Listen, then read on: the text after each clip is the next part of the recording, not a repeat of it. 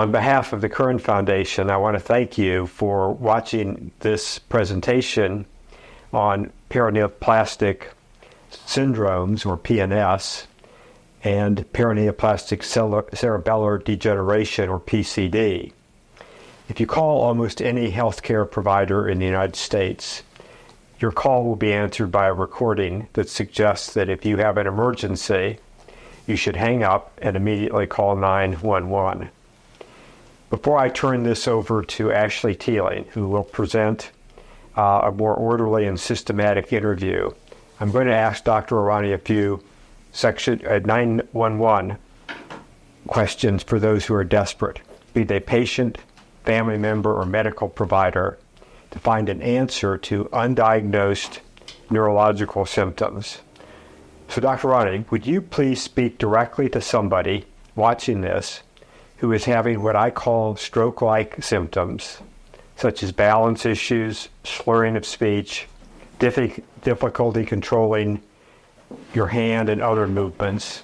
They've sought treatment, they've ruled out the most likely cause of stroke, they've ruled out vertigo, but no other information's been provided to them. What should they do, and when should they do it?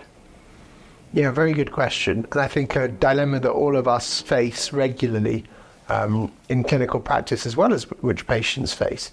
I think most people should be thinking of doing it immediately, because I think they need an answer, and answers are not easy to come by. They're going to have to navigate a number of different hurdles on the way to getting those answers. So I think immediate is the answer in terms of time. How is always tricky. But I think what they should be trying to communicate is, if they haven't got the obvious things, have they got something unusual? Have they got something rarer that is treatable, that is potentially reversible? And that should be the question they're getting across to their provider. Great, thank you. As you will hear throughout this interview on our website, time is brain. If you are in this situation, we would urge you to act now, and you get more information as Ashlie continues to ask more detailed questions. I'll turn this over to Ashlie now, and let her follow up with Dr. Irani, who's one of the world's foremost experts in this area. Ashlie. Thank you, Harley and Dr. Irani. Appreciate you being here. The goal of the Curren Foundation, in partnership with Moffitt Research Cancer Center and collaboration with Mayo, is multifold. We exist to promote the early diagnosis of PNS and PCD, to create awareness through education to not only patients but also practitioners, whether that's primary caregivers or neurologists, and to promote early diagnosis of the disease, and once it is diagnosed, effective protocols for the treatment. And once those patients have been identified, we do offer assistance through our director of physical therapy, and also by providing caregiver support. And as Harley mentioned, we have found in many cases when something like a stroke, which is more common, is ruled out, practitioners must look to other things to be able to identify what is wrong. So, Dr. Irani, thank you for being here today. Can you give us a little bit of information on your background and your education? Yeah, sure. Well, thank you for having me here today. I'm a neurologist by training. I trained in the UK. I went to university and stayed in Oxford for pretty much 25 years. I spent 1 year doing a scholarship in the US. I was at UCSF for a year. That was after my PhD. And I spent 2 years in London during that training time as well, when I was a resident. So not much travel, but lots of time in the UK and lots of time in Oxford in particular. Hence the accent. Hence the accent, yeah. I was born in London, so yeah. Very good. And so I spent most of my time there. And then about just under a year ago, I moved to the US. I moved to Mayo Clinic in Jacksonville, and we're settling there at the moment, me and my family. Excellent. Well, we're glad you joined us in Florida. So, for starters, what is paraneoplastic syndrome? Yeah, so paraneoplastic syndromes are neurological paraneoplastic syndromes, or PNS sometimes described, are neurological complications of a remote tumour.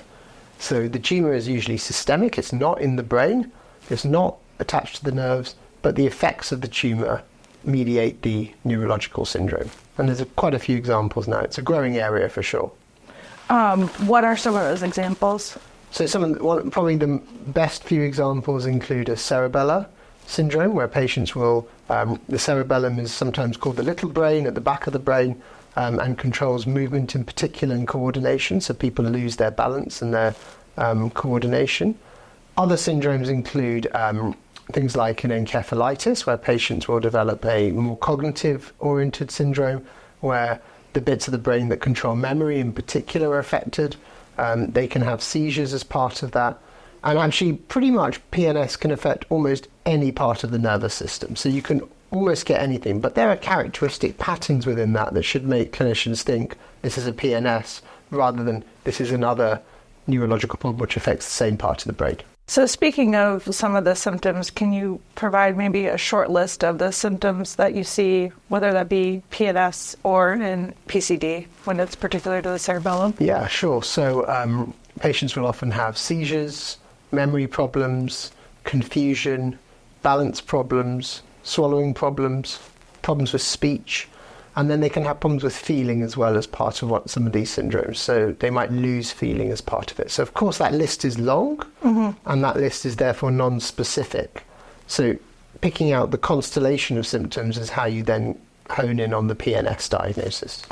And you spoke to sometimes there's insomnia, and perhaps can you speak to starting in the periphery versus the CNS? Yeah, absolutely. So you can have PNS that sometimes just affect the muscle, paraneoplastic myopathies. They can affect the part of the nervous system which is sometimes called the neuromuscular junction, where the nerve communicates with the muscle.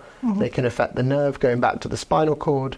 They can affect anywhere in the spinal cord. Then they can affect the part of the brain, the brainstem, the cerebellum, or then the kind of the brain proper, if you like. When we talk about the effects of cerebellar degeneration, can it be reversed?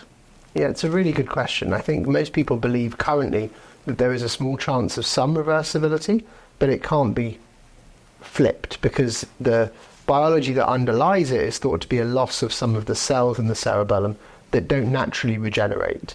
So we think there's a possibility that some of these other cells can compensate for it, and this is sometimes known as plasticity. Other bits of the nervous system can make up for it, but it's very unlikely that you can, with today's medicine at least, currently regenerate those cells that were lost. So to that point, we've mentioned this already, that time is brain. So what are the key aspects for a clinician to try to identify early whether this is perhaps PNS or PCD?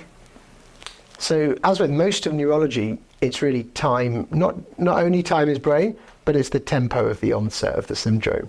So strokes happen abruptly, immediately. Diseases like dementia happen over months or years. Families begin to notice problems over that time. This happens in between, but more towards the stroke side. This happens quickly and can progress rapidly. Patients can become really debilitated very quickly. So it's that tempo that's critical. And then, as we were saying before, it's the specific part of the nervous system that's affected, or constellation of bits of the nervous system that's affected, that predicates the syndrome then, that makes you able to diagnose the syndrome. And as we know that in certain types of cancer, PNS does present, but can it essentially be a differential diagnosis where the patient, having ruled out something like a stroke, something more probable, that if the practitioner can pick up on this constellation of symptoms, they therefore might perhaps be able to identify the cancer a lot earlier than they would have otherwise? Perhaps? Yeah, for sure. And that's one of the big incentives to diagnose these patients earlier. Once you've excluded common things, think of it early because it's treatable, it's reversible, and you can go and stop someone's cancer progressing. So it's a great opportunity to diagnose the cancer because, as you're alluding to, the neurological syndrome usually precedes the cancer. Diagnosis, at least. And so what should physicians, what panels or tests, or what should they be doing in order to help diagnose this? I mean, number one is awareness. Number one is awareness and putting it in the fore of your brain when you're thinking about it, because I think the clinical syndrome is usually pretty characteristic. There is, as you say, a differential. But the clinical syndrome in its own right is pretty characteristic usually. So I think awareness is number 1, 2, 3, and 4 for me. It's really up there. And then when you start to think of it, it's perfectly reasonable to go and hone in on that part of the nervous system and think, which other tests do I need? Typically, spinal fluid, an MRI of the brain will be very useful tests for most of the central nervous system problems. If it's spinal cord, of course, an MRI of the spinal cord in that case. Electrical tests can help. It's a peripheral nerve problem or a muscle problem. And then you get on quickly to thinking about sending antibodies, which are markers of these diseases and can help be very specific to pinpoint both the neurological syndrome, but perhaps more importantly, give clinicians a good idea of which cancer to go and hunt. Because it is sometimes a hunt. You have to go and look specifically for a cancer. It may not be visible on standard imaging. You might have to go and look with more sophisticated imaging that's not routine. During your talk about the presentation of these symptoms, I guess you could say, can you tell us a little bit more about not only the patient is experiencing the symptoms, but the involvement of the family members as well? Yeah, sure. Yeah, no, the involvement of family members is critical. We've had many cases where the patient would not have brought themselves to attention, but it's the family members that flagged it. And sometimes that's because the symptoms are really subtle and only visible from the outside. Sometimes it's because the family want to take the patient to attention, that the patient's being stoical. And sometimes it's just because the patient becomes amnestic, has very little recollection of some of the issues. And so the family are absolutely critical in many of these different syndromes to come and bring the patient to recognition and bring them to attention. It's important to acknowledge the family's observations of the patient. So is there a trigger that makes a patient or a general practitioner conclude more testing is required? I know there's a consolation. Yeah. No, it's a good question. I think it's often, in reality, it's often the exclusion of things that they would normally consider.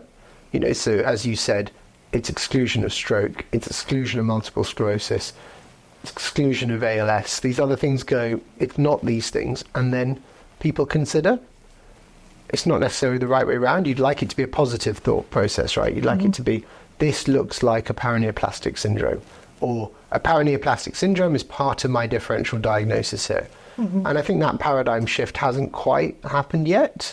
And I think over the next few years, hopefully with increasing efforts like this, increasing efforts at the national level, similar to this, with autoimmune neurology becoming a very prominent field in neurology in the AAN now, I think, and I hope that this will become more routine. Well, we're glad you came from the UK to the US to increase that awareness.